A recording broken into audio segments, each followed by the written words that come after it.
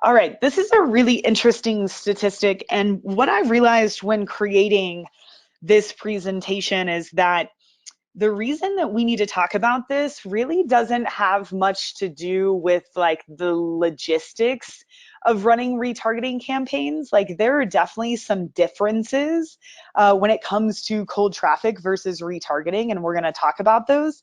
A lot of this has to do with mindset, and especially what I was just saying, the mindset around something like scaling a retargeting campaign, right? Or even the function of a retargeting campaign, the way that you think about these campaigns is very, very different from than it is when we're thinking about cold traffic campaigns. And on average, it takes about 8 touch points to make a sale. This is a stat that's been around for a long time, is still completely relevant. And there's probably even more touch points needed nowadays because consumer behavior is changing in such a big way. But this I thought was so important to make this point to you guys because most of us, when we're buying media, and especially when we're setting up cold traffic campaigns, we are, running ads and we're, hopping in after 3 days, hopping in after 5 days and saying, am I making my money back, right? Am I acquiring customers? And there's nothing wrong with doing this, but it's important to keep in mind that those people that you're acquiring from those cold traffic campaigns, those people are rare, right? Those people only needed 1 or 2 touch points to commit to you and to buy from you. And so there are all of these other consumers out there in your market that need more touch points with you. They need more touch points with your brand to actually decide to make that purchase. And this statistic is a perfect representation of that. On average, it takes 8 touch points to make a sale. That doesn't mean that some people won't buy after just 1 touch point or just 2 touch points, but on average, it takes 8 touch points to make a sale. So if we go back to the analogy that I always use about your market being a pond of fish, if you are only running traffic to cold traffic and you're only judging the success of your campaigns based off of the immediate return, you're reaching this corner up here of your market, right? The people that are willing to make that commitment to you after only 1 or 2 touch points.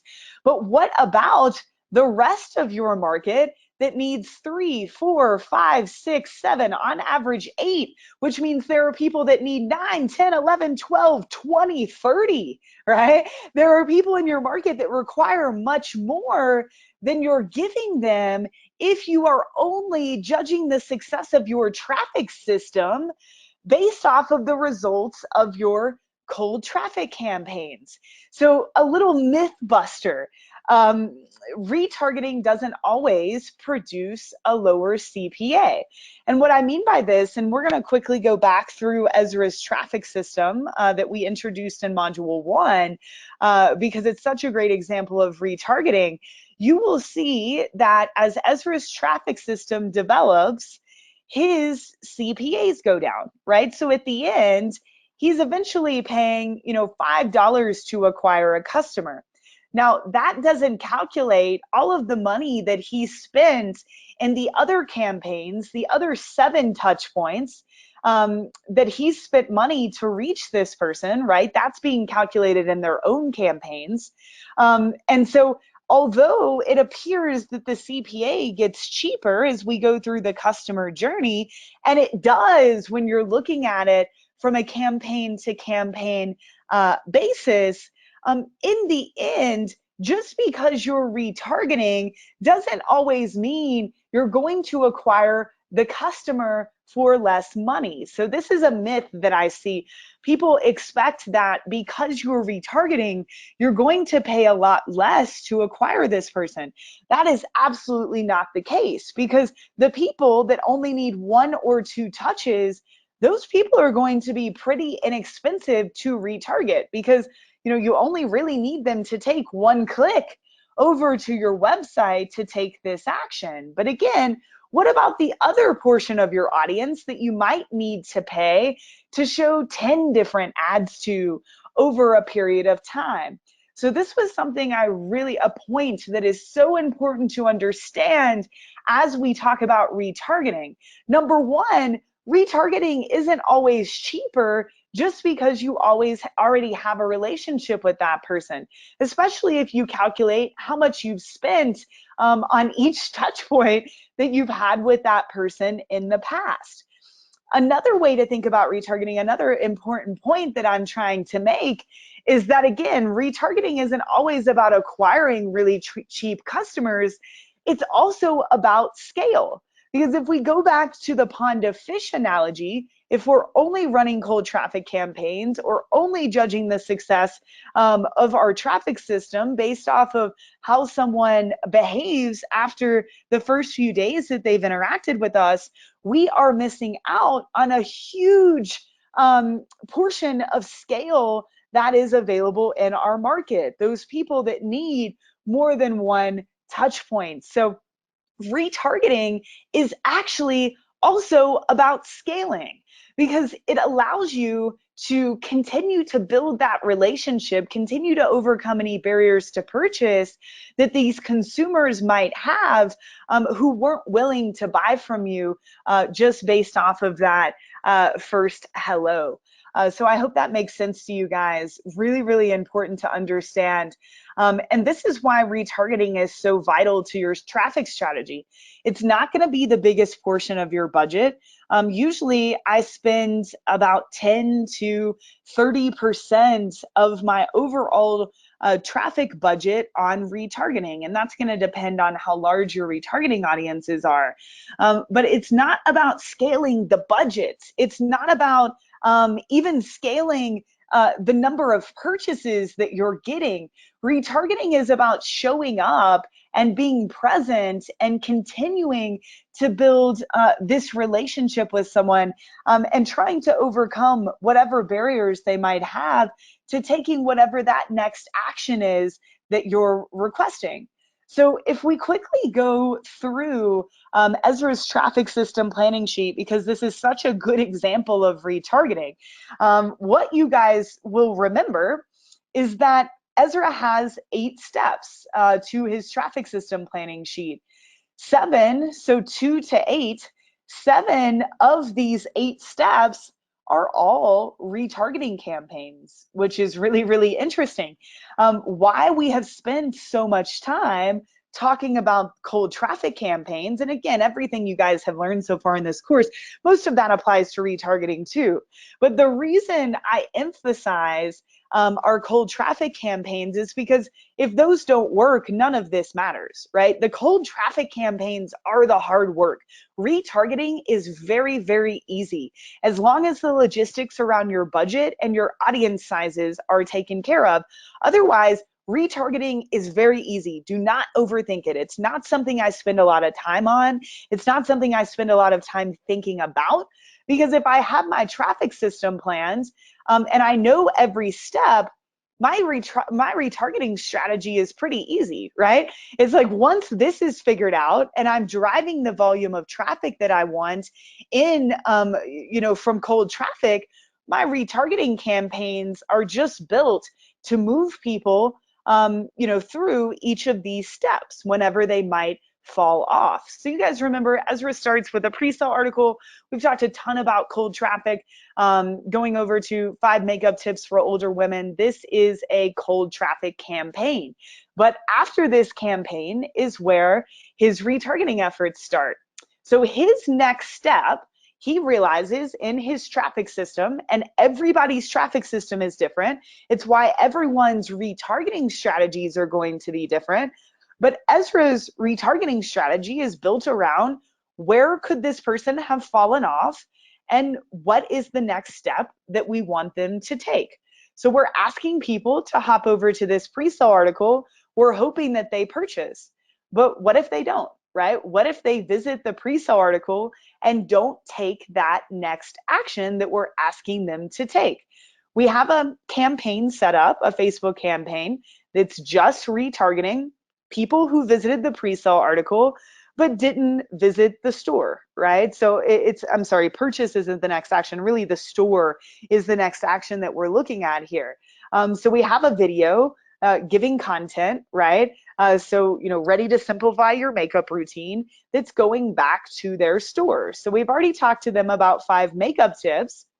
Now we're going to come in here for people that read this pre-sale article but didn't visit the store and try to give them more content, because maybe they were interested in the 5 makeup tips, but maybe they weren't ready to purchase. Maybe they needed more content. They needed more engagement. So we continued the conversation about makeup. Now, instead of talking about makeup tips, we're using another hook here, which we'll talk more about retargeting hooks. We're using another hook here. The hook is makeup in minutes. So maybe someone was interested in makeup tips, but what they're really struggling with is how long they spend on makeup, and learning how to do it in just a few minutes.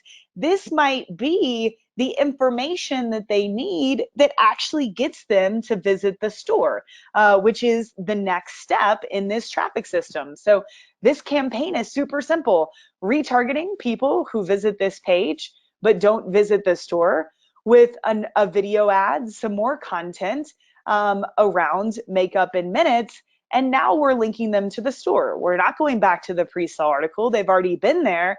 The next step in this traffic system, in this funnel, is pre-sale article to store. So this retargeting campaign simply exists to move people who dropped off from the pre-sale article to the store. And this is where it can get really interesting teaching retargeting, because all of your traffic systems are different, right? So if you're an info business, you might have a lead magnet that then goes to a tripwire, that then goes to a core offer. Well, your retargeting is pretty simple. It's people who opted in for the lead magnet but didn't buy the tripwire. We need to have a campaign for those people. For people that purchased the tripwire but didn't take the core offer, we need to have a campaign for those people. If you're a local business, right, you might be running a campaign for a free pizza. Say you're a pizza shop. And so I was actually in a mastermind yesterday. I've got a better example than that. There was a lady teaching how to do Facebook ads for doctors. And so the funnel for that looks like the leads generated on Facebook through a free consult. The next step is that someone from the doctor's office actually has to call to schedule that appointment. The third step is that the appointment is scheduled. The fourth step is that the person actually shows up. And the fifth step is that they become a customer. And so their retargeting is really simple. We know that's the 5 steps to their traffic system. So if someone signs up for the free consult, but we can't get a hold of them on the phone, we're going to try to retarget them to remind them to schedule this appointment, or maybe realizing that they don't want to answer the phone. Could we do some sort of online scheduler that would give them another option? Like maybe that's a barrier to signing up for this appointment, is that they don't want to talk on the phone, right? And so we're going to introduce possibly a way that they could schedule online, right? That is a reason to retarget them. Say they schedule, we want them to actually show up. So if they schedule and they don't show up, we're going to have a retargeting campaign that says, hey, we missed you. Want to schedule another appointment, right? Super, super simple. And then if they show up, but they don't become a customer, that's another retargeting campaign. Hey, we love seeing you in our office. Maybe we can make them another offer. Maybe we can give them a steeper discount. Maybe we answer, hey, since you left the office, have you had more questions? Call us, message us. Sorry, I kind of went down a rabbit hole there, but it's a really important point when it comes to retargeting. All of our campaigns are going to look different. We're all going to have a different number of campaigns because we all have different steps in our traffic system. But let's keep rocking and rolling. So, excuse me, guys. The next step for Ezra is after you go to the pre-sale page, then you go to the store, then you go to a specific product page. So what if people visit the store, but they don't visit the product page? So we're able to retarget these people based off of that action. Now you'll notice that as we go deeper into this traffic system, the retargeting ads become more about the product. Where with the cold traffic, we're talking about 5 makeup tips, then we're talking about makeup tips in minutes. Now we're talking more about boom, right? We're talking about 3 sticks that does the trick. We're also really speaking to their values here. So aging is just another word for living. We believe in celebrating your age. That's why we created this skincare line. And here, this person is showing the 3 sticks, that's all you need, and starting to demo them, right? So this person's getting closer to purchase. They visited the store, but they didn't visit a product page. And so now we want to retarget them to get them to take that next step. This clicks over to a product page for these 3 sticks, which are Ezra's best sellers. And they are his makeup products, right? This pre-sale article that he's using is about makeup. So this makes sense. All right, moving along. So the next step is, okay, you did view a product, but you didn't add to cart. So we've got pre-sale page, we've got store, we've got product page. The next step would be someone actually adds to cart. So this is where for Ezra's traffic system and for you e-com people, dynamic product ads will come in. And like I said, I've got 90 minutes of Ezra teaching this that we're gonna upload with this video. But you could also do this without dynamic product ads, right? You don't need dynamic product ads to retarget people who visit a product page but don't add to cart. This is just what he's choosing to do because he's e-com. But you see, now we're getting, these ads are becoming shorter and they're becoming much more about the product. This person has shown a lot of interest in Boom, so much so that they visited a product page. And so now we're playing the game more so of showing up and reminding them to take that next action. But you'll also see that we're throwing in things like full satisfaction and money back guarantee. That line of copy is something that's great to use to help someone overcome a barrier to purchase. They've shown a lot of interest, but they're uncertain. So if we tell them that full satisfaction, which means Ezra will give you a refund at any time, that's what I love about Ezra. If you email him 3 years later for Boom and you want a refund, he's going to give you a refund, right? This gives people confidence in making this purchasing decision. So this is just the next step in this traffic system here. All right, and then moving on, and this is where Ezra is able to get a little bit more granular because his audience sizes are larger. So I'll tell you guys here in a minute, really not, this isn't based off of Facebook's parameters, but to run a successful retargeting campaign for, weeks at a time at least, you want to try to have at least 500 people in that audience, or Facebook is going to struggle. You can set up a campaign with a smaller audience size. You just have to have a really, really small budget, like even something like $1 or $2, $3, $4, $5. So some of you might not be able to get as granular as Ezra is here right off the bat because his audience sizes are so much larger. But he's able to do something, step 5 here. So this is retargeting people who added to cart in the last 2 days but haven't purchased.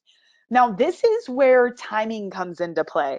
I get tons of questions about Molly. How long should I retarget? 7 days, 14, 28, 2, 5. And as marketers, we like to get as specific as we can with these things, right? It's like, ooh, if we do this for 2 days, then this for 3 days, then this for 5 days. It sounds awesome. It sounds very segmented.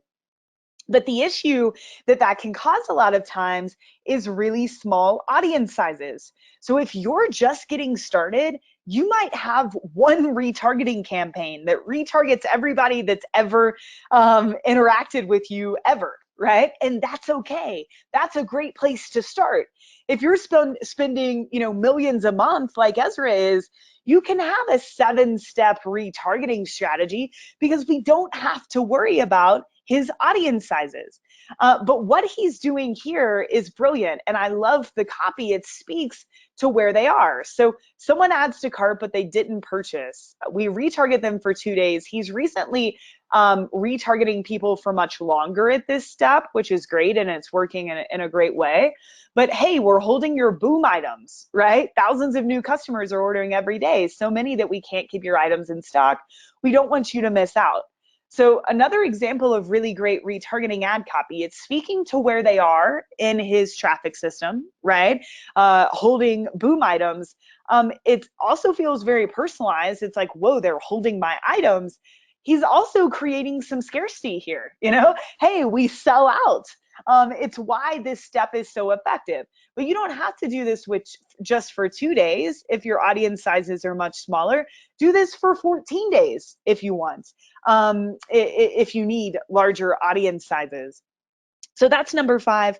Number 6, this is a great one. So he's retargeting everybody that adds to cart but doesn't buy.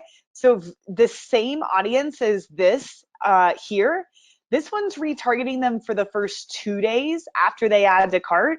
And then for the next 28 days, we're retargeting them here with this discount. So a discount, as you guys will see here in a minute, is a great way to overcome a barrier to purchase. But you notice that Ezra is using this sparingly, right? It's not just people that visit the pre-sale page and don't buy, let's throw out a discount.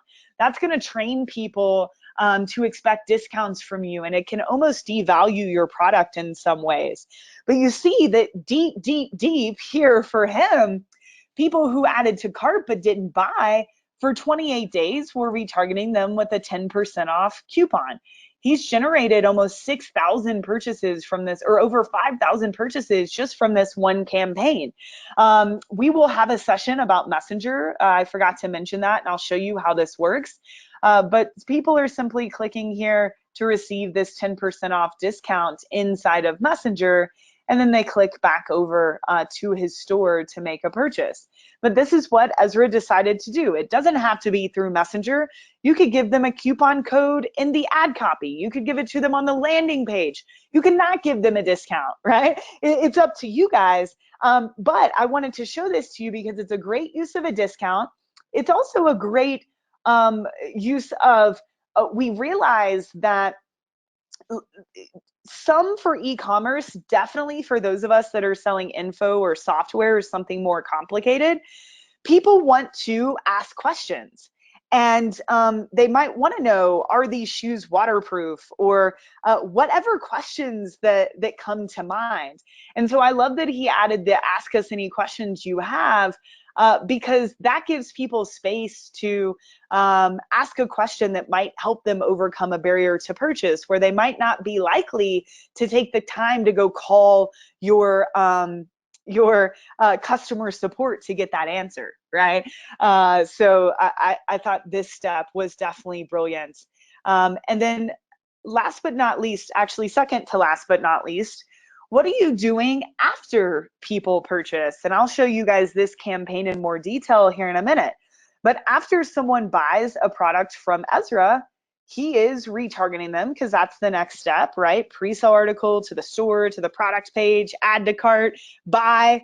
Now, okay, you bought a product. Let's go ahead and cross-sell you another product based off of what you purchased. Any of us can do this. I used to run campaigns all the time for digital marketer. We were selling information. Someone would buy, a class, and they wouldn't take the upsell, or we wouldn't have even presented them an upsell. But I'll run a retargeting campaign to those people, really small budget, just to raise awareness for the next step in that customer journey if they're ready for it. So after someone buys, set up a retargeting campaign that is retargeting people that just bought and offering them something else, if you have another product or service to offer in your business. And then this last one, this is more of a bucket campaign, and you guys will see some more examples of this. But this campaign is always running, and it's retargeting all of his warm audiences. So all site visitors, email lists, Facebook engagers, Instagram engagers, any warm audience that he can get his hands on. And this functions for people who have fallen out of these specific retargeting campaigns that we still want to show up. And so this campaign, it's basically a general ad with a testimonial. This one's a little bit different, but it's a general ad about Boom. It's loved by our customers. Hundreds and thousands of women use Boom. Do you? Sometimes he'll also mix some content here. So he'll take some pre-sale articles that he's created that he's not ready to use to cold traffic, and he'll pop those in a retargeting campaign that retargets everybody, right? Just to see if there's a way that we can re-engage these people and get them to come back and buy. So I just wanted to go over that to sort of set the stage for the rest of this information I'm about to share. And I'm going to take a quick sip of tea, guys, and open up the questions box, make sure everybody's doing well. All righty, lots of questions coming in. People asking how to create audiences. I'll show you guys that here in a minute. Love when you go down rabbit holes. Good, I'm glad someone enjoys it. Love that. Lots of people asking stuff about exclusions and audiences. I'm going to get all into that, guys. This is just I promise I'm about to get tactical. This is just the how we should think about this. Molly Rant 3.0. How do you approach scaling retargeting campaigns? Sam, were you on at the beginning of this call? Because you don't really want to think about scaling retargeting campaigns. I can cover this. Any different for local brick and mortar? No, guys, this isn't different. I don't know how to explain it any better. Like, this isn't different for different business types. I mean, the steps of your retargeting are going to be different based off of your traffic system, but retargeting is just, what is your traffic system? Go back to module 1. Let's build some campaigns to move people. So if you're brick and mortar, like that dentist I just showed you, okay, or the doctor I was just talking about, we identified what were the steps of that journey. Signing up for a consult, scheduling the consult, showing up in person, becoming a customer, right? Steps for another local business, maybe a pizza shop. I saw a really cool offer from a pizza shop giving away a free pizza. So number 1, did they take us up on this free pizza? Did they opt in on that? The next step would be, did they actually order the pizza? So we would need retargeting, number 1, for people that hopped on that landing page, stopped in for that free pizza, but didn't sign up for it, right? All right, first retargeting campaign. Second one, you opted in for this, but you didn't get the free pizza. Hey, you opted in for this free pizza, but you didn't order it, right? The next step is, they ordered it, but you want them to order again from you. So, hey, thanks so much. We hope you enjoyed your free pizza. Don't forget us for this week's, family pizza night. So sorry, I'm getting really passionate about this, guys. This isn't different for different business types. I mean, it is specific to each individual business because you all have different traffic systems. But the point of retargeting is to follow up on the steps that you have laid out, hopefully in module 1. And we'll talk more about the scaling stuff, but you don't really scale retargeting campaigns.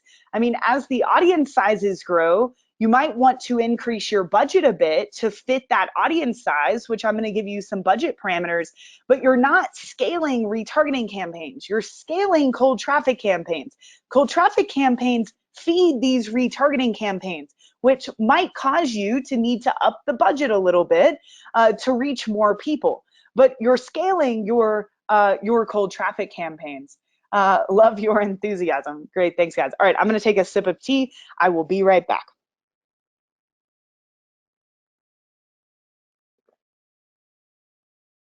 Okay, Larry's looking at me. I got enthusiastic. He's looking at me like, Mom, does this mean a treat? What's happening here? All right, these specifics are gonna help you guys a lot.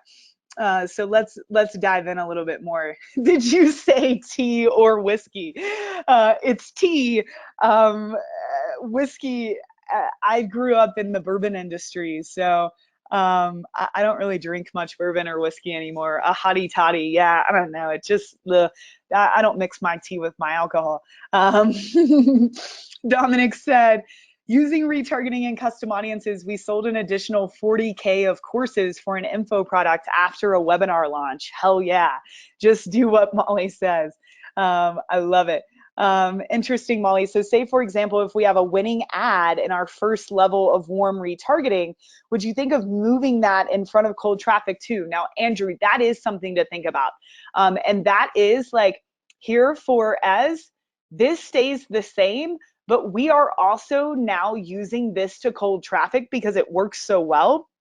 So retargeting ads can identify new ideas for cold traffic campaigns, Andrew, for sure. If your product is over $100 and requires a decent amount of information for them to understand, by the way, hello, Kelly, is it normal to expect people to need to see your ads several times before they convert? Hell yeah. And they might need to see multiple ads. Like, look even here to buy some makeup, right? People, I mean, look at how many ads. It's like, see an ad for 5 makeup tips, see an ad for makeup in minutes, see an ad for 3 sticks does the trick, see an ad for add to cart, see a discount ad, see ads for other stuff you can buy, see a general ad. So yes, that's a great question. And it's definitely necessary for a lot of people, especially today. Consumers are more spectacle. They're more skeptical, especially on Facebook. So I thought I've heard you say it can take 7 times, right? Yeah, even 8, sometimes more than that. If so, is it possible to need 5 to 6 different retargeting ads to get consistent conversions? Yeah, you might need to set up a few different campaigns, Kelly, that are addressing, maybe one gives them a discount, maybe one further educates them on your product, but you also want your retargeting campaigns to be in reaction to the steps that they are taking throughout your traffic system, which I'm about to talk about. And Steve, hi buddy, if you aren't doing content marketing, do you recommend retargeting with different ads so the potential customer sees the product in a different light? Yeah, even if you're not doing content marketing, you can retarget with testimonials, with discounts, with quick little videos. You don't have to be an intense blogger. Okay, let's hop into this. Lots of other questions coming in. Love hanging out with you guys. It's always fun. And I said this was going to be a short session. I should just quit saying that. But all right, there are 2 types of retargeting campaigns, and I think this is going to bring a lot of clarity to you guys. The first is what I call evergreen follow-up campaigns.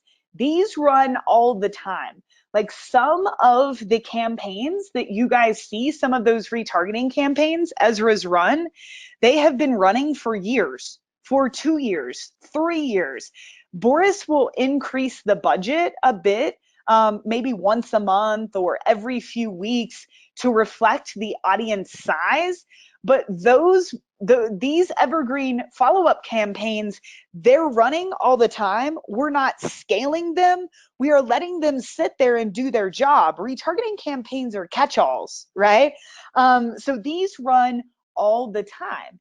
And these evergreen campaigns are the campaigns that are moving people from one step of your traffic system to the other, right? Very, very simple. They're always on and they're always moving people from one step to the other. So for example, I'll show you guys here in a minute, we set up a custom audience of people that visit Ezra's pre-sale article, but don't visit his store.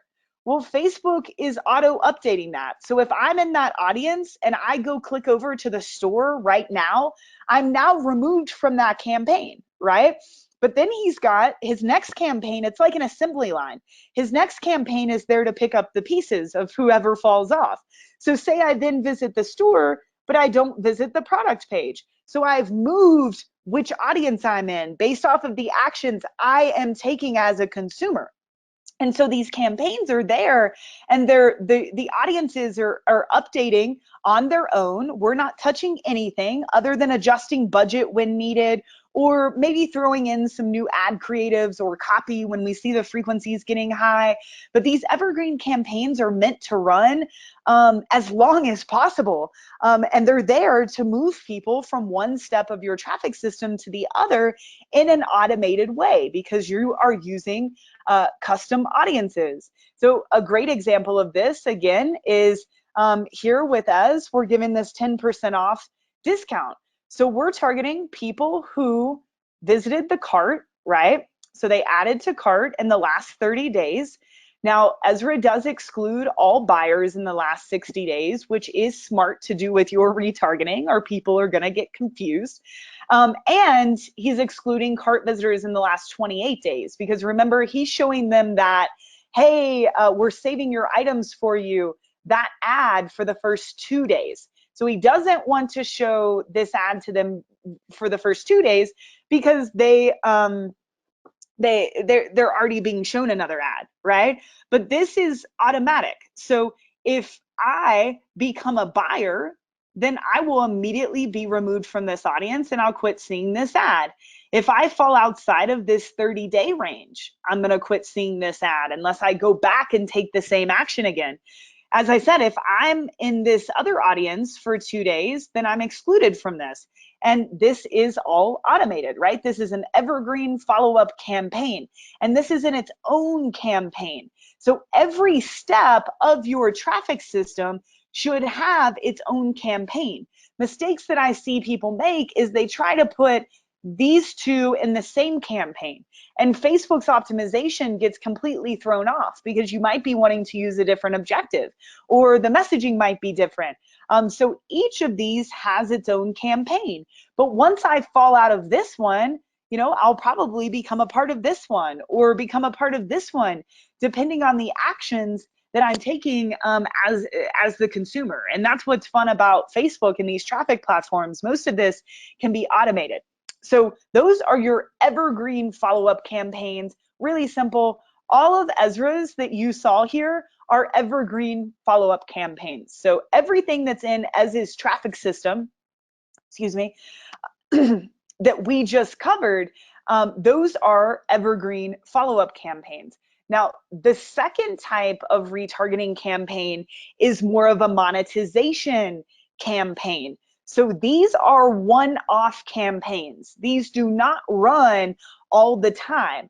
But I do recommend, depending on your business, running a monetization campaign every 4 to 6 weeks or so. And so these are also known as like promotions in your business, flash sales. They could be a webinar that you're hosting, something new and exciting that you're only doing for a certain period of time. By offering these every 4 to 6 weeks, it keeps your audience engaged, and it can give you some nice pops of sales, right? And so, for example, every month or so, Ezra will run some sort of promotion. So this one was run in February, right? It only happened once. It happened for 5 days, and it was 10% off their Boom moisturizers. So they were trying to move some more of this product in their business, and so they decided to do a promotion here on this product. Now, what's different about this is not only that it only happens once, it's a one-off campaign, right? But the targeting here is very different. Even though this is still traditional, this is still retargeting, it's a very different type of campaign. We're basically trying to find as many warm audiences as we can to show this ad to. So all of his buyers ever, right? Subscribers, people who engage with their page on Facebook, people that engage with Instagram, they could have uploaded their email list. I mean, they could have added even more here. But this is a one-off campaign. This is a monetization campaign. You can see they generated 935 purchases for a little under $20 a piece. Those are really good numbers. They've obviously paid to engage with these people in the past before, right? So it's probably, in aggregate, more expensive than how it appears here. But these 1,000 purchases wouldn't have happened in these 5 days for Boom if they didn't run this monetization campaign. Now, you obviously don't want to run promotions every day, all day, because it can devalue what you're doing. And also, if you're always running them, it doesn't make them as exciting. But if you have a webinar and you're an info business, or if you're a SaaS and you want to give a month free or give a huge discount, or you've got a big bonus for them, or you're in e-commerce and you want to run a flash sale or some sort of promotion, that is also a wonderful use of your retargeting audiences. It's just only done for a few days. You're going to add in, you're going to retarget as many people as you can. And it's just a very different type of retargeting campaign than these evergreen campaigns that are running all the time, that are meant to just move people through the assembly line that is your traffic system. So it's important to understand the difference between these two, because I think this can throw a lot of people off. Alrighty, so let's get into some more tactical stuff around retargeting campaigns and how they function. And then I'll take some questions from you guys. Gonna drink a little bit more tea. James said 4-day money machine promo. Yeah, exactly. Aiden said, is he excluding people who bought the moisturizer recently? So that's a great question here. No, he's not. And the reason for that, he's not excluding anyone. Because when you're running a sale and you've got a business like Ezra's, I mean, if they're loving the moisturizer, they might want to buy it again. So he's not excluding people. Where you really want to focus on your exclusions is here in these evergreen campaigns. Does that make sense to you guys? Because we're moving people from step to step, you're going to have to use exclusions, right? Like here, excluding buyers, excluding cart visitors, or it's not really creating a step-by-step process. But for your monetization campaigns, if there's a specific reason, like, for Train My Traffic Person, if I ran a monetization campaign, I would obviously exclude you guys because it's not something you can really buy again. I mean, if you wanted to, awesome. But, my product isn't something you really buy again. But for Ez, they could definitely buy more moisturizers. Or more moisturizer. Alex said, do you recommend the creative to be more native in these retargeting campaigns? These ones seem less native. Great question. So yeah, anytime they can be native, the better. Ezra's brand isn't really native across the board necessarily. Like even his cold traffic campaigns, I mean, the creatives aren't super native. You've got this lady, you've got, the color background. These are definitely more native, but you'll see that his retargeting creatives look very similar to his cold traffic creatives. You can get a bit more salesy with your retargeting creatives. They can look a little bit less native because you're worried way less about social proof because you're only targeting a small amount of people. And because these people have already engaged with you. And so, you can be a little bit more salesy here. But the same principles that we discuss, when it comes to copy and creative, definitely apply here. It's just a little bit less important. Like in terms of your ad copy, usually with retargeting, my ad copy is a lot shorter because I'm just reminding them to take another action, right?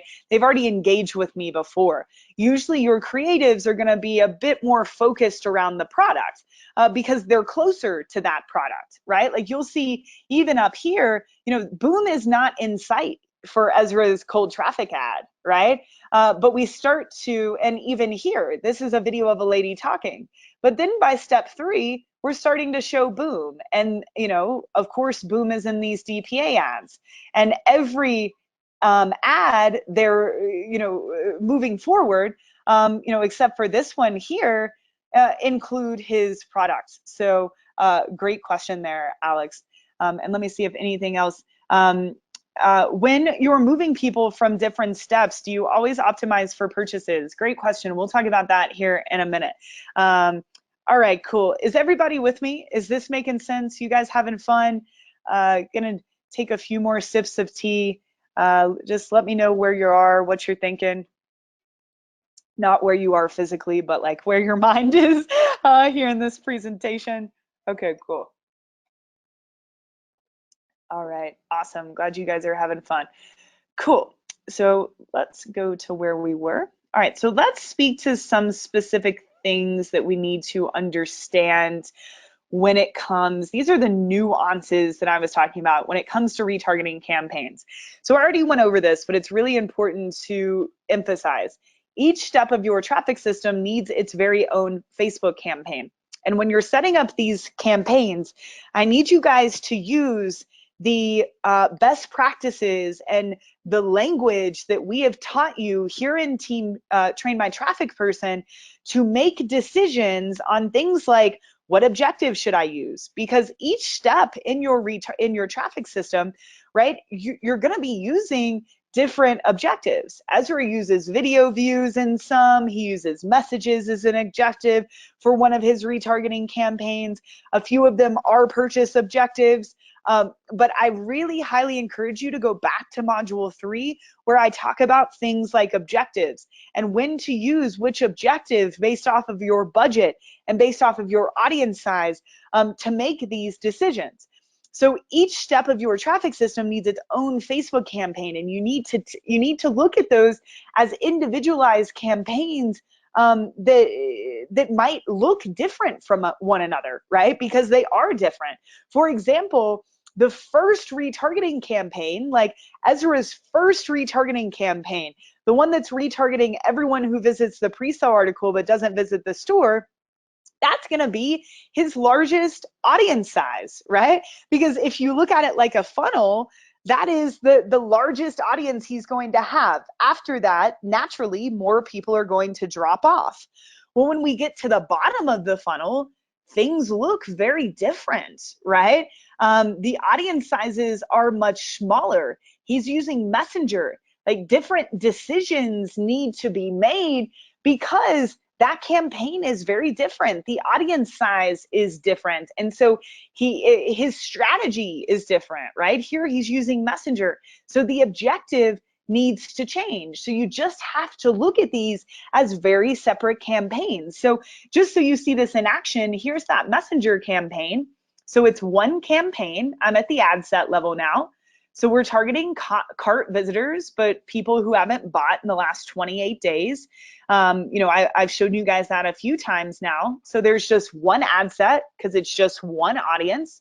He's optimizing for messages because that's how he's delivering this coupon code, right? So if you guys were giving the coupon code through a landing page, I would probably tell you to use the conversion objective for lead or tell you to use the traffic objective.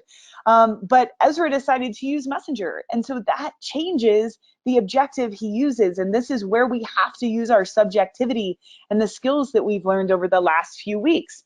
And I already showed you guys this, but he's retargeting people who visited the cart but haven't purchased, right? One ad set, one campaign, one ad set, one audience, super, super easy, one ad, right? Really, really simple, very simple campaign structure. So much more simple than what we need to do at the cold traffic for our cold traffic campaigns. So really important to understand every step of your traffic system needs its own campaign. So let's talk about the offer and your copy. So how might this change when you're looking at building a retargeting campaign versus a cold traffic campaign? And I think the best way to go over this is to give you guys ideas and different things that I've seen work really well when it comes to retargeting and what you're saying in your ad. Obviously, what you're telling them to do is to take the next step, right? Your call to action is built in for you, but there are different ways you can position the copy and the offer. So number one, simple, remind them to take the next step, whatever it is. Sometimes just you showing up and saying, hey, you downloaded this free video, but you never watched it. Don't forget, did life get in the way? That's ad copy I've used for years. Sometimes just showing up is all you need to do. Testimonials work really great for retargeting because think about it. What is someone who's being retargeted? It's someone who's shown interest in something but didn't take the action. So if we can use testimonials in our ad copy for retargeting, that might convince them to take that step because they see that it's worked for someone else, right? Or that it's worked for someone like them. Overcoming barriers to purchase, that is key with retargeting and a great use of your ad copy. What I will do when I start working with a brand is ask their customer service, what are your top frequently asked questions? I'll then take whatever I think, which ones are the best or the most relevant, and turn those into ad copy. So the example I used earlier, shoes. I was working with this company selling shoes, and a big question is, are they waterproof? And so I ran an ad that was really simple. Hey, you might not know, but these shoes are waterproof, which means, you can go on so many more adventures and your socks won't get wet and your feet won't get wet. So looking at what are barriers to purchase, a lot of times it's cost. So for example, at Digital Marketer, we would make analogies. Oh, it's only $7. You can either have a guide to building a landing page or an expensive cup of coffee. When you start to put the cost of something into perspective for that person, it can be a great way to overcome barriers to purchase. Like, Kelly, I know you sell essential oils. And think about, we've talked about this before, but all of the different things you can replace with essential oils, like different cleaners around your home that you're using, body products, skincare products. You could create a retargeting ad that, talks about how much money you could save, even though this is an expensive purchase. Well, look at all the money you can save just by replacing these certain products, and oh, it's better for you, right? So copy ideas around overcoming barriers to purchase, that's huge. For example, right now, Ezra's using some language around being cruelty free and that, their products aren't tested on animals. That is an ad. It's not included here in this traffic system that you guys saw, but that's an ad that they recently tested that's working really well for retargeting, because that's something that they hear a lot. What is in your products, right? Are they good for me? Are they bad for me? Do you test on animals? That's something that they know that they need to overcome. Offer a discount. We talked about this. Use this sparingly. Use this at the very end of your funnel, like people that are right about to take the action, but they just aren't. Don't overdo this, but it is a great way to get someone to overcome any barriers. Offer an upsell. So, again, remembering that retargeting isn't just about getting someone to make that one purchase. It's also about getting them to come back to buy. Like Andrew, I know you've got a bunch of subscription businesses. You guys should be using retargeting in a big way to get people who canceled their subscription to come back. Hey, we saw you canceled. Why? Here's a discount. We want you back, or running campaigns to people who have purchased one box, get them to buy a complimentary box, right? Whatever that means for your business, we need to remember that retargeting is really valuable after the sale happens also. For example, with Team Traffic, the monthly membership Ezra and I have, when people, if we ever come across a churn problem where people are leaving, I will upload them as an audience and retarget them with I want you back. Here's a special discount. Here's how we changed the membership since you've fallen out. Really, really important. And then content, right? So just re-engaging them with pre-sale articles, educational videos, because our market is a pond of fish. And not all of them are interested in 5 makeup tips, right? They might show interest enough to click, but it's not going to get them to buy. So what are some other pieces of content, like the makeup in minutes video Ezra has, or the 3 sticks does the trick? What other articles or videos can we use to just re-engage these people? Maybe we'll catch them like at DM. Someone would opt in for a social media swipe file. The next offer would be a course about social media. Well, I would retarget them for about 2 weeks about that course. If they still weren't showing interest, then I stepped back and I was like, well, maybe it's not social media that they're really interested in. So we would start retargeting them with a lead magnet about blogging, or a lead magnet or article about Facebook advertising. And usually those people would then show interest and possibly convert. We found that on average, someone was opting in to 2.3 of our lead magnets before they made a purchase. It doesn't mean that people weren't buying, from the first lead magnet they opted into. I'm not saying that strategy doesn't work. It's just on average 2.3 times. Between 2 and 3 lead magnets they needed to opt into to actually make a purchase. And a lot of that is that they might not fully resonate with whatever issue or benefit the pre-sale article, lead magnet, whatever you're using is speaking to, enough to show a little bit of interest, but they might need another piece of content to really get them to purchase. Sorry, guys. So these are some examples around offer copy ideas. Everything else that I taught you guys around copy still remains the same, 100%. Retargeting copy tends to be a little bit shorter just because there's not as much to explain and as much to say. But these are some ideas for you guys.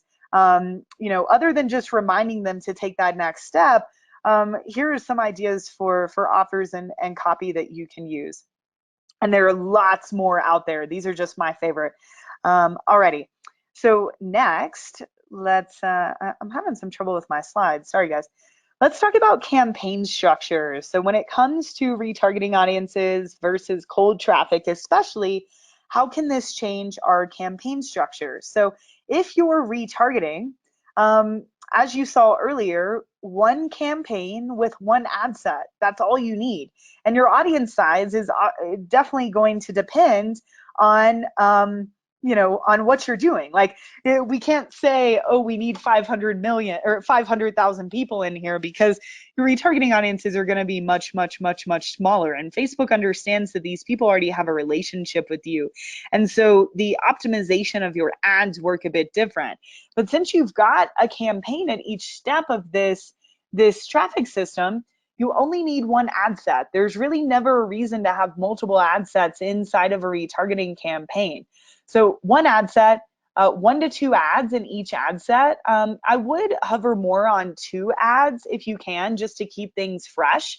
And something that Boris, the media buyer for Ezra, has been doing is actually going in when he's seeing the frequency of a retargeting campaign get above 7 or 8. We're going in and adding new ads into these existing ad sets, and it's actually working really well because it's giving Facebook new post ID, a new ad to work with, so that we're not just showing people the same ads over and over. But something else to keep in mind with frequency, guys, really, really important, because people freak out about frequency when it comes to retargeting. You really never should have a frequency problem. What I mean by that is, you look at Ezra's traffic system, the longest that someone's gonna see an ad is this messenger ad here, where they see this for 28 days, right? This one's 14 days.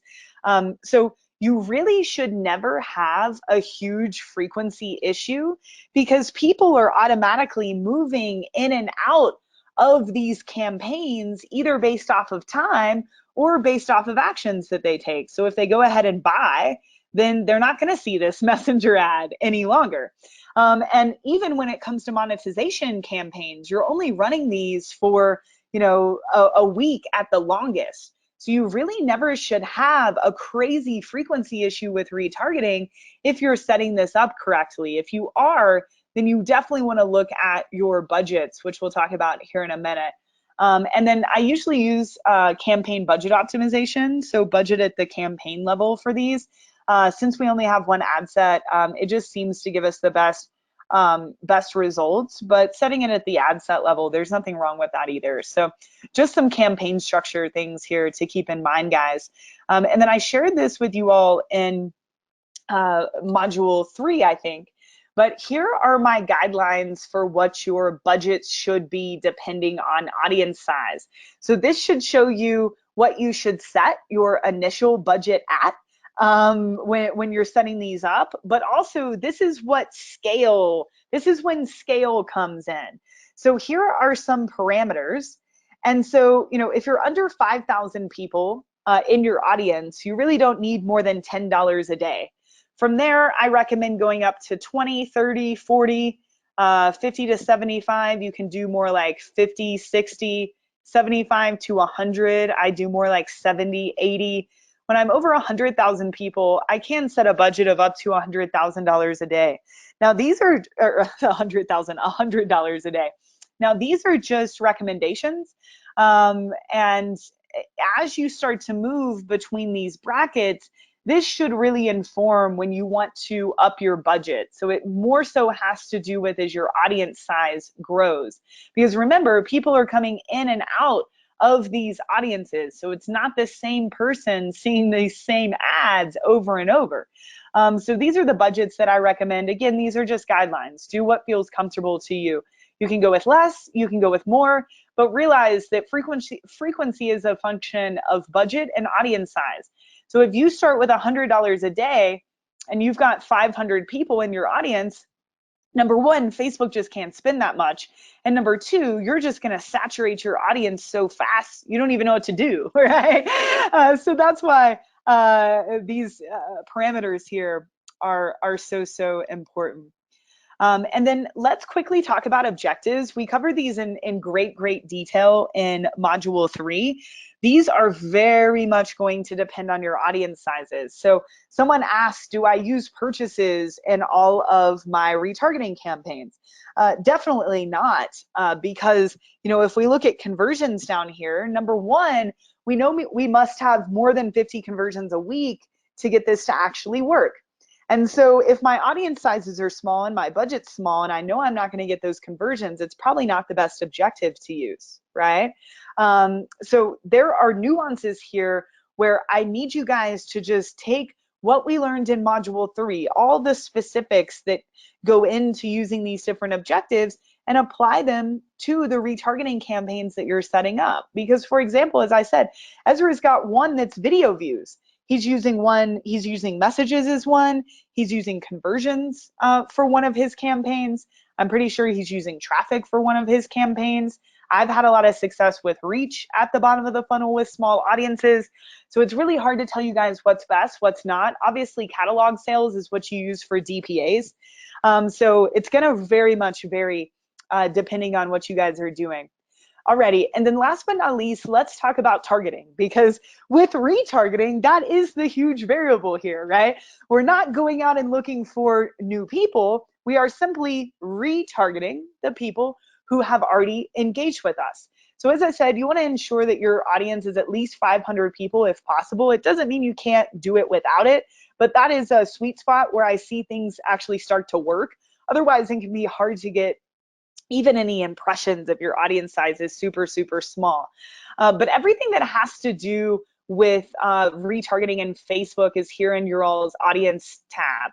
So if you go to, and that's up here in Business Manager right there.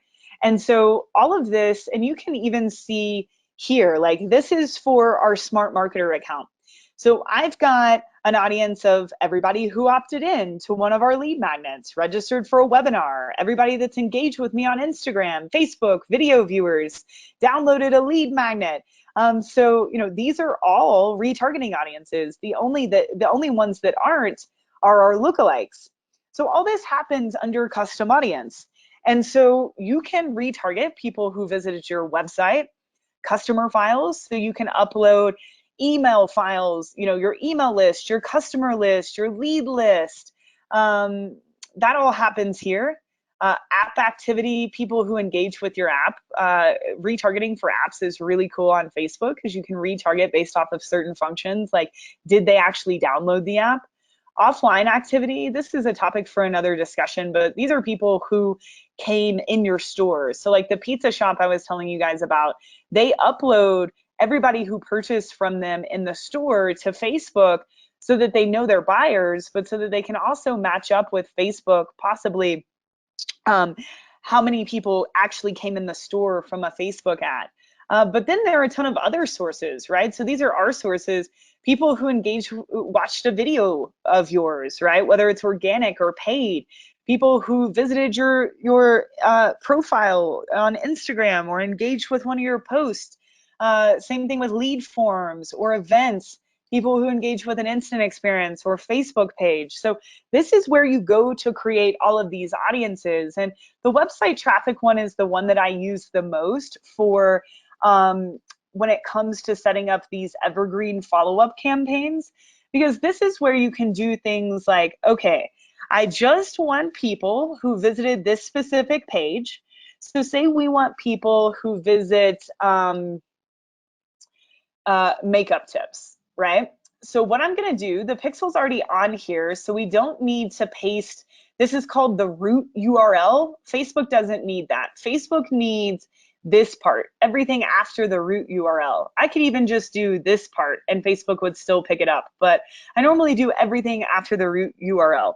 So say we want, sorry guys, say we want, okay, people who visited this page in the last 30 days, right? Okay, awesome. But we want to exclude people, right? And this is the wrong pixel, but you guys get what I'm saying. And really quick, here I usually use contains when I've got a very specific URL that I'm using. Otherwise, it can get a little wonky if you use equals. I usually use contains. So people who visited this page but didn't, right? This is not the Boom ad account, so we don't have this here. But the next step would be people visiting the store. So we want to exclude people, and I would need to go get that URL, people who visited the store, right? Really, really simple. Then I say, these are, visits, pre-sale page, but not store 30 days. So I normally name my retargeting audiences based off of what they did. People who watch video but didn't visit pre-sale article. People who visit pre-sale article but not store. And then once I create this, Facebook's just automatically and dynamically updating this throughout time so that that audience is always fresh. So that's the one that most of us are going to use the most frequently when it comes to the evergreen funnel stuff.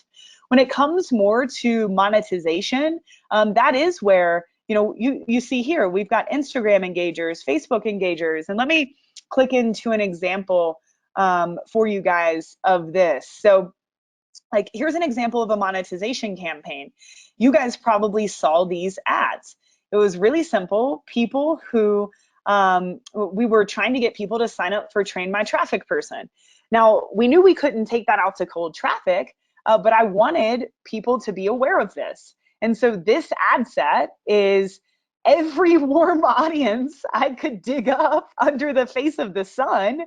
Engagement on Instagram, pages, websites, everybody who's ever bought something from Ezra, everybody who ever has bought stuff or visited one of Ezra's websites. So all of these are here in this ad set.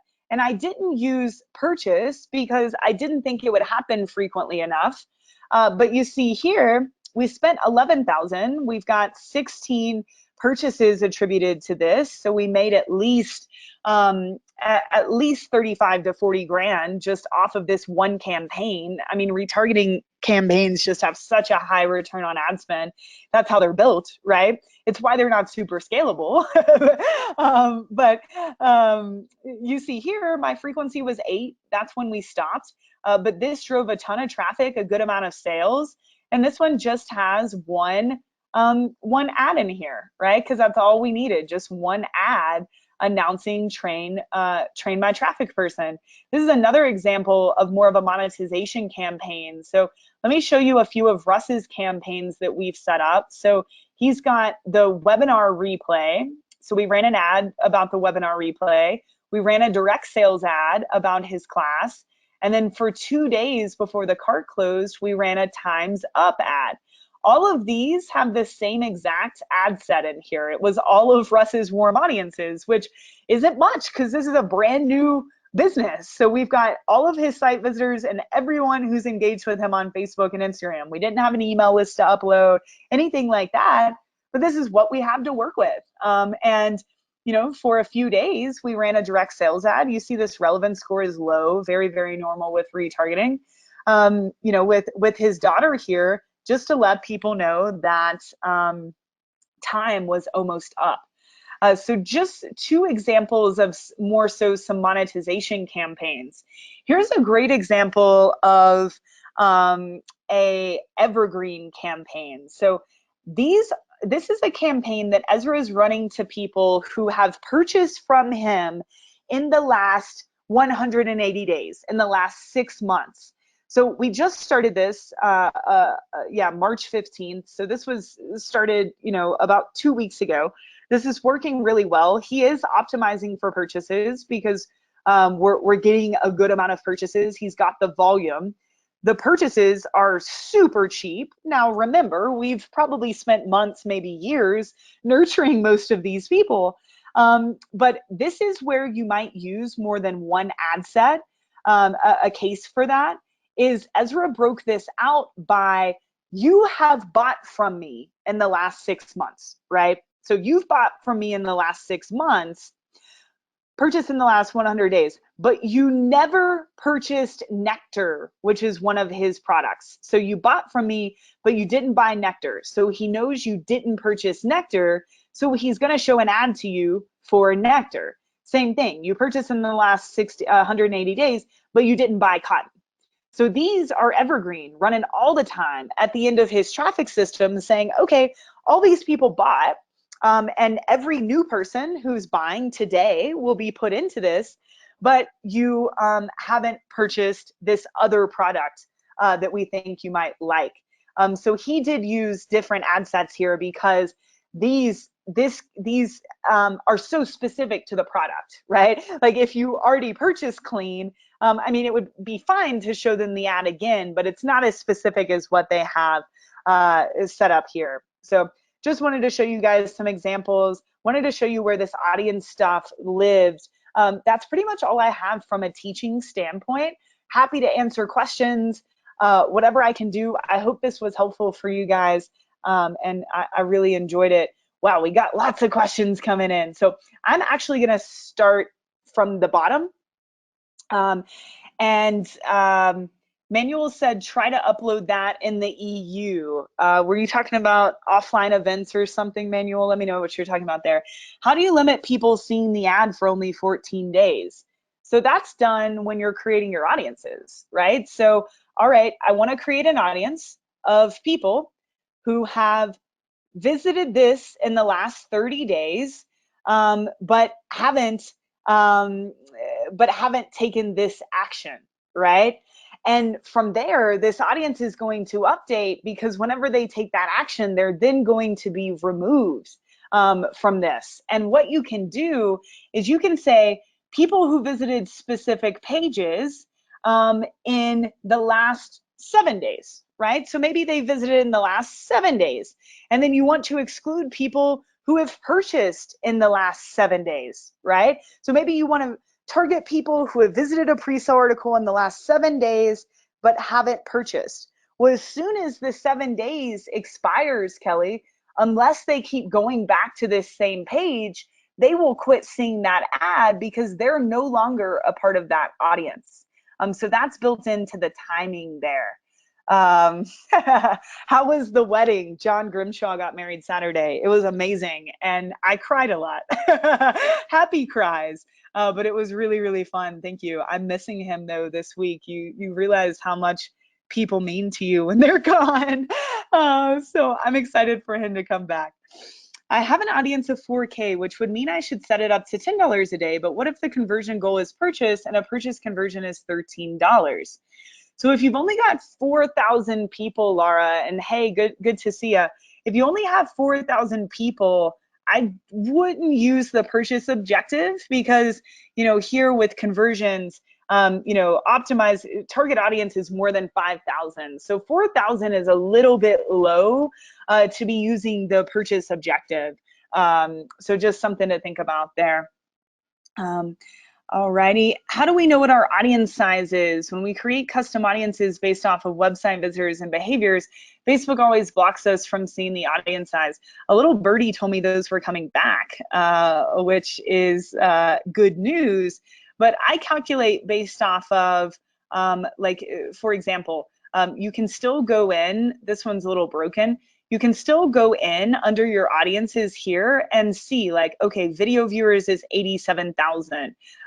Okay, people who have visited this particular page is about 5,000 people. So you should be able to do some math in here with the audience sizes. And also, yeah, that's the best way to do it. Okay. How do you find out that average, the stat about 2.4 lead magnets? How did you get to that math? John Grimshaw got to that math.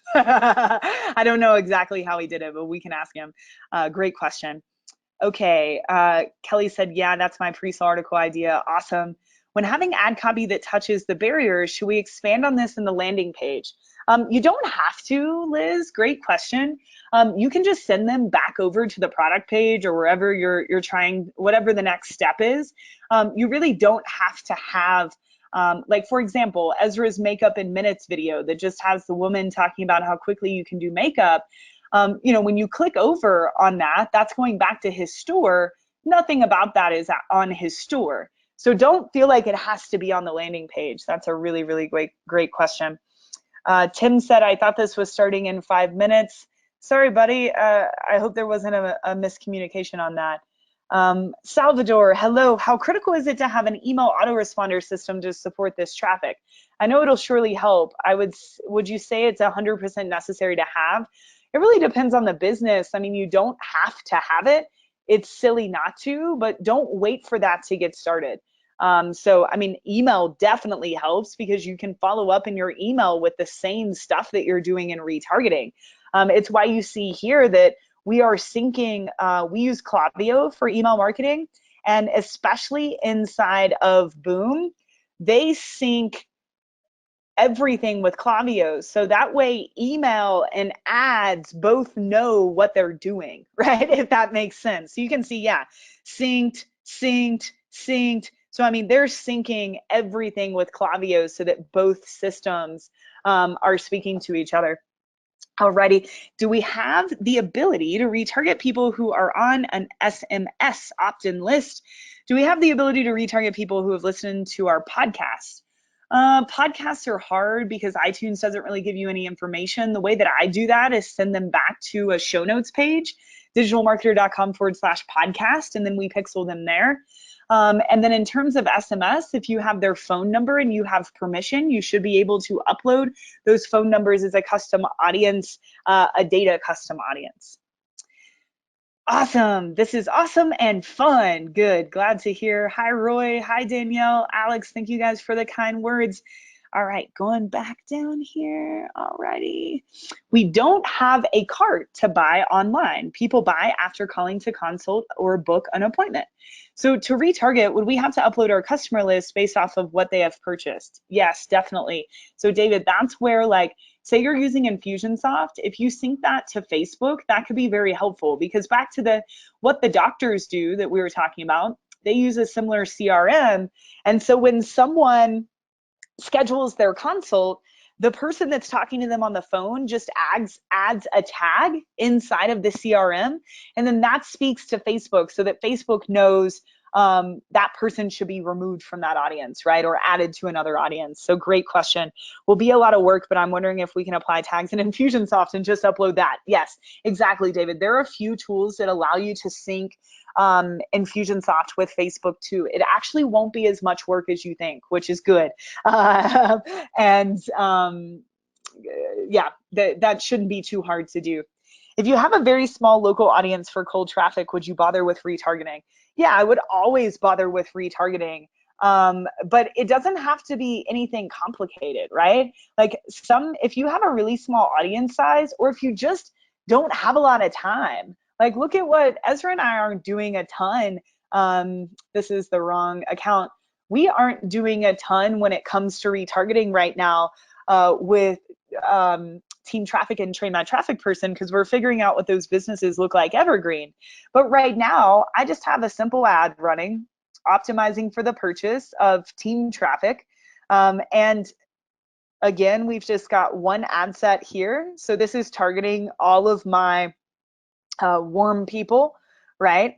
And one ad in this one that's actually a pretty good relevance score that is me announcing and selling Team Traffic.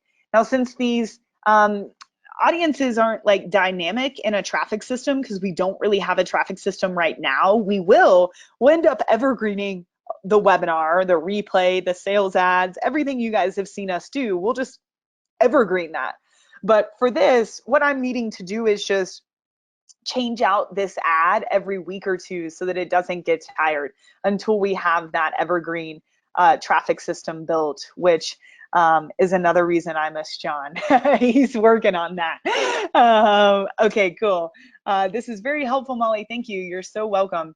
You are so welcome. How do you create a custom audience for people who bought or didn't buy a particular product? Lots of ways you can do that. If you have a thank you page for the different specific products, you could do it based off of that. You could sync with your CRM like you saw Ezra do. So, you know, he's syncing his CRM so that he's got these nice audiences here to where, or I'm sorry, his email service provider so that he can say, okay, everybody that purchased in the last 80 days but never bought silk, and then they're excluding silk buyers too, just to be careful. So these are populated through the integration with Klaviyo for him, but you could also do this based off of thank you page. Like for example, I can make an audience of, hey guys, hold on just a second. Um,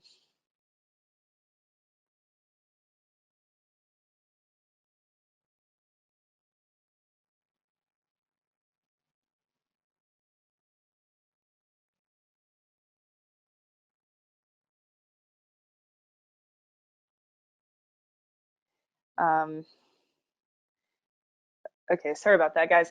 I lost my train of thought. Oh, for Train My Traffic person, we can either sync Shopify, which is what we use to generate those payments, or I could just build an audience of everybody who visited the thank you page for Train My Traffic person. So different options there depending on the type of business and how you're set up. Okay, continuing to okay, how do we retarget YouTube viewers that viewed either our channel or specific videos on YouTube? We can have Tom talk about that when he comes on, but there's no way to do that inside of Facebook. Would it be okay or a good idea to have the exact same remarketing campaign but with a different objective? Say one with a purchase objective and one with traffic? Great question, Jill. I would do it to test maybe for 5 to 7 days, but I wouldn't do that long term because they're just going to be competing against each other. Alrighty.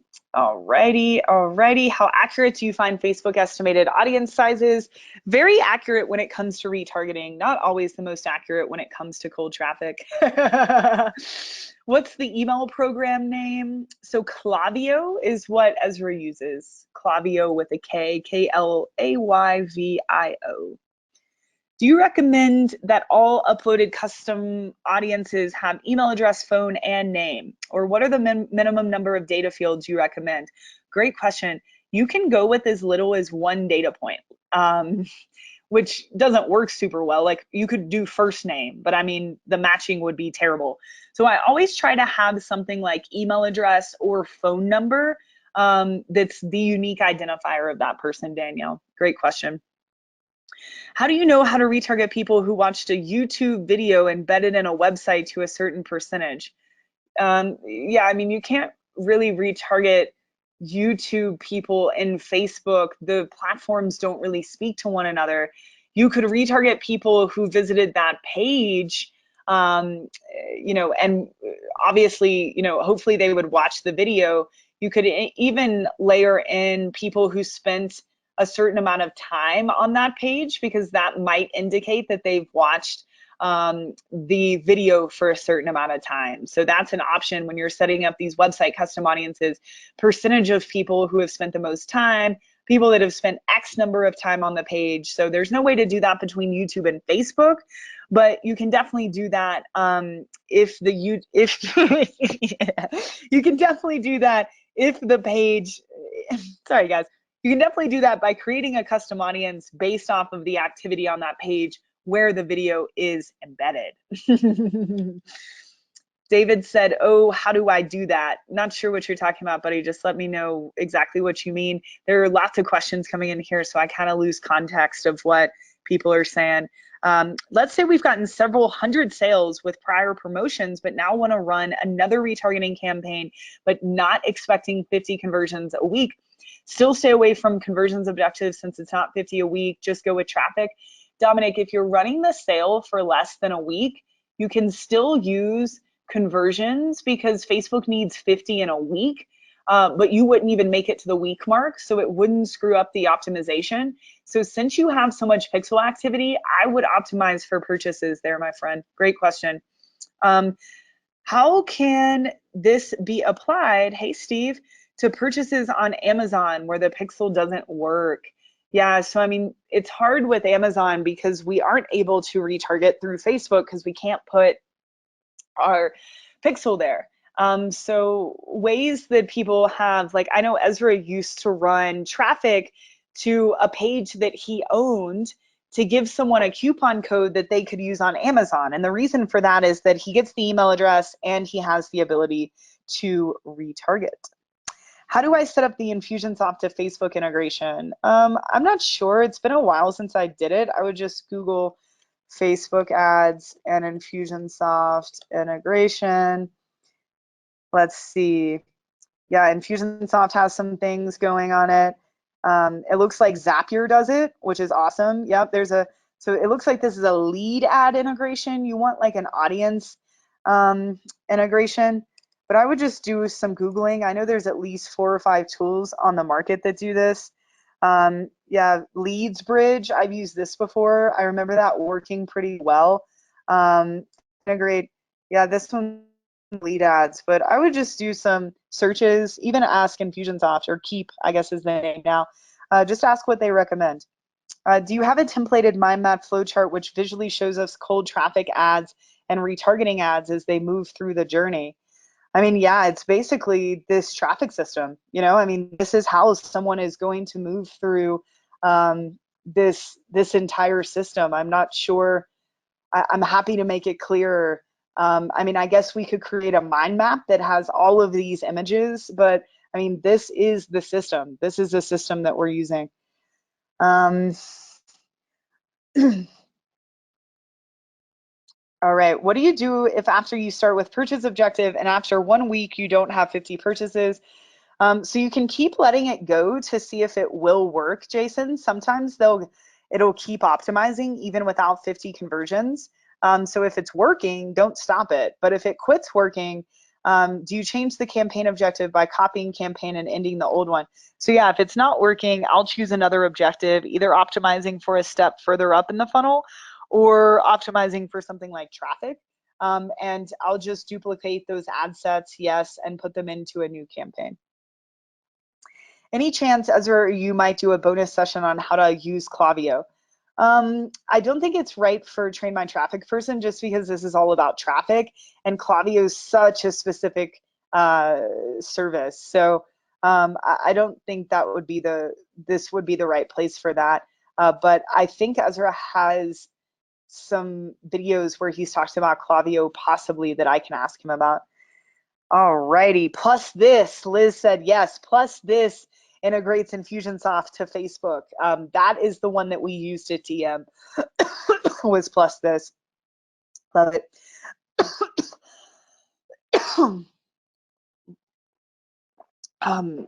Trent said zonetracker.io. I'll put that in the chat for everybody. Is a way that he's tracking Amazon sales in Facebook. So that's awesome, Trent. Thanks for that, buddy. Good to see you here. All right, I'm going to take a few more questions, guys, and give my voice a little break. This has been super fun. And if there's any outstanding questions I don't get to, feel free to pop them in the Facebook group. As I said, I'm going to finish the critiques tomorrow and answer anything that's left there. When we are talking about retargeting campaigns, should we be using CBO or is it better to have one ad set? Um, so yeah, definitely reference back to this slide here. If you're retargeting, I generally use one ad set with one or two ads in each and set the budget at the campaign level. So there you go, Salvador, glad you're here. There are ways to track video watch time percentage of the videos embedded on landing page. It's not that straightforward except for if you use Wistia, which I think integrates with some ESPs. Yeah, Wistia and also the other video service I can't think about definitely tells you watch time. I just don't know if you can export that information into your CRM, which would then need to be exported into Facebook. So honestly, when it comes to like amount of time spent on a page or amount of time watching a video, I never use those guys. Like if someone even watched a few seconds of your video, retarget them. Like they showed a little bit of interest. We get too granular with this like watch certain amount of time thing and we leave out a big portion of our audience and we make our audience sizes too small to where Facebook can't function. So just some thoughts there on that. The mind map you mentioned to visualize the campaigns would be great. Alrighty, if I have time for that, guys, I'll do what I can. Klaviyo's customer service will train you and walk you through it. That's great to know, Kate. I think I know Ezra's had a good experience with Klaviyo. Can you touch on the importance of custom conversions or your thoughts around using them appropriately? So I use custom conversions when I'm trying to track something very specific, or if it's an action, like for example, say that you've been using the lead event to optimize for a bunch of people to sign up for a lead magnet. Well, if I'm now going to launch a webinar that might be about a different topic, I'm going to create a custom conversion for that because that activity, those people and their interests are very different from how I've been using the lead event in the past. So that's your answer there. Alrighty. Ezra's budget and $75 CPA goal target break even on average order value. Ezra's budgets and $75 CPA goal target break even on average order value. This does not even cover cost of goods or fulfillment. Is it even possible for small e-com companies to acquire customers for $5, $10, $20? Should we plan on much higher CPAs? It's really hard to say. Ezra definitely breaks even on most of these front ends here. We can go up to a $75 CPA, but most of what you guys have seen, Ezra hangs around $40. So, I mean, is it possible to acquire for 5, 10, 20? It just so much depends. I mean, the Panda Planner stuff that you guys saw, we were acquiring for $20. I have another client that's selling a really low dollar thing and our usual CPA is 8. So, I mean, it just depends. And I don't want you guys to take, I just, and I'm not saying this is what you're doing, Kitty, but when I hear people say things like, well, can small people even work on Facebook even more? It's like, hell yes, you can. You just really got to dive in and make sure you know your avatars, that your copy's good, everything we've talked about here. Also keep in mind that, you know, Ezra's average CPA is $40, but he acquired 25,000 new customers from Facebook last month. So he's going to pay more on average than most people would because he is buying such volume and has very much saturated the market. Sorry, I'm a bit confused with building the custom audiences for particular products. I have a Shopify store with over 200 products. You mentioned the thank you page. So that's just a way, Steve. If you have an e-com store, you wouldn't want to use the thank you page because you're probably using the same thank you page for each product. So in your case, you could sync Shopify with Facebook. You could sync something like Klaviyo with Facebook. Basically, you just need a way to send that customer data when someone purchases into Facebook. So the thank you page, the reason I use that example is like when you guys bought Train My Traffic Person, you landed on one thank you page. So I know that everybody who landed on that thank you page is a buyer. So that's just a way you can do it. If you have e-commerce and all of your products have different thank you pages, that obviously wouldn't work. So you've got to go in and push that data from Shopify into Facebook, or push that into Klaviyo, then into Facebook, so that Facebook knows who buys what. All right, I'm just going to answer two more questions. Do video ads work better for retargeting in Ezra's case?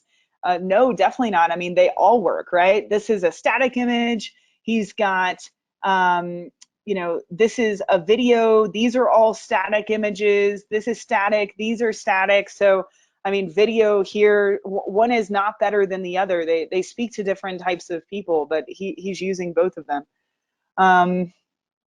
Ezra goes over Klaviyo flows in his email course. Awesome, Riz. Thanks for that. That's smartmarketer.com/course if you guys are interested. Alrighty. Ooh, someone even sent me a link to that. So I'll send that to everybody here.